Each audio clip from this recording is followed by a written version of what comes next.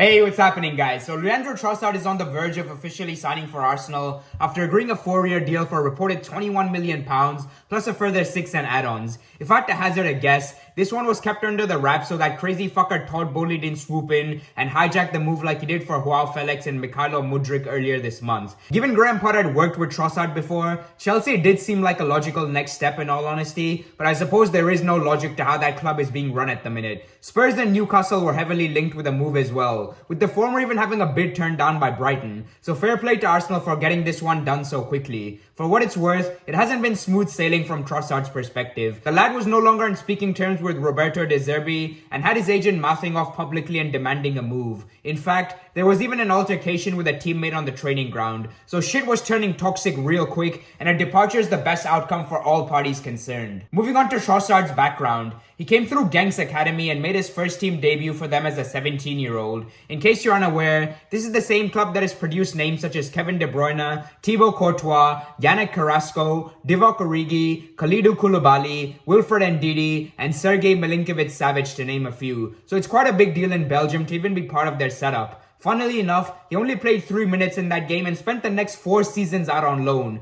3 of which were in the Belgian second division, which makes you realize it's nothing short of a minor miracle that he's about to represent one of the best teams in the world now. Eventually, he did improve sufficiently enough to become a first-team regular at his boyhood club, and even helped them win their first title in almost a decade in the 2018-19 season, which is what earned him a move to the Premier League. Now, his time at Brighton has been pretty fucking interesting to say the least. His first 2 years at the club saw him quietly contributing without much furor, and in my eyes, he was the most underrated player in the division during that time period. That all changed last season as he bagged goals in back-to-back big games against Arsenal and Tottenham in London, if you recall, before dismantling Man United at the Amex. Needless to say, his hat-trick at Anfield in October of this campaign is what ensured his name is constantly in the headlines, and something which has made clubs around the continent sit up and take notice. On the international front, he's been part of squads for major tournaments such as the Euros and recently concluded World Cup, but never a regular fixture in the 11. Although to be fair, that's less down to him and more on Roberto Martinez, a man notorious for always picking his favorites, like Eden Hazard, who's a starter in Qatar despite doing the square root of fuck all for the best part of 3 years. Moving on to Trossard's style of play, he's as versatile as they come. I mean, he's even done a job as a wingback for fuck's sake, but having said that, it's important to note that he's primarily a left winger. He has been utilized as an out-and-out center forward in recent times, but the numbers there aren't anywhere near good enough for a side looking to win the title. So expect to see him out wide more often than not. He's not exactly going to be stood out on the byline either. He's very much a modern-day inverted forward who'll drift in centrally to get involved and play just off the number 9, as that's what allows him to contribute both as a goal scorer and chance creator. That's not to say he isn't capable of operating in the more traditional model either,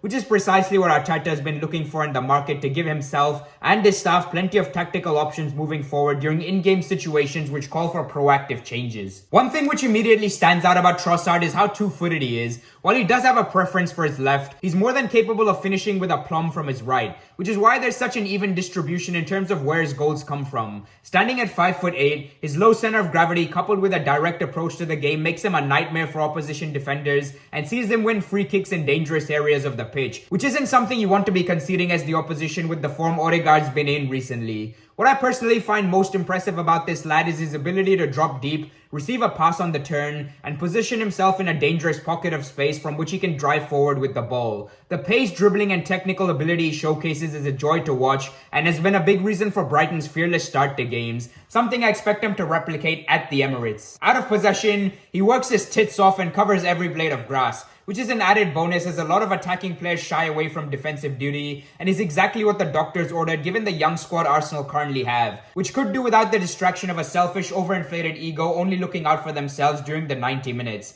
I don't want to jinx it, but Trossard also very rarely gets injured, and that will be a huge relief to supporters should the trend continue, as Martinelli and Saka can get a bit of a breather in what is only going to become a more grueling fixture schedule once European football makes a return in February. Overall, while Trossard won't exactly get the collective juices flowing like a Mudryk, nor is he in the age bracket you normally associate with Arsenal incomings, he could very well prove to offer the kind of depth Arsenal require in order to lift the title come May. And for that alone, my friends, this is money well spent. I reckon he'll spend what remains of this season starting in the Europa League and coming off the bench as an impact sub in the Premier League, which is something both him and Arsenal will be satisfied with in the short term. As always, I'd love to hear your thoughts down below, and I'll catch you in the next one. Take care and have a great week ahead. Peace.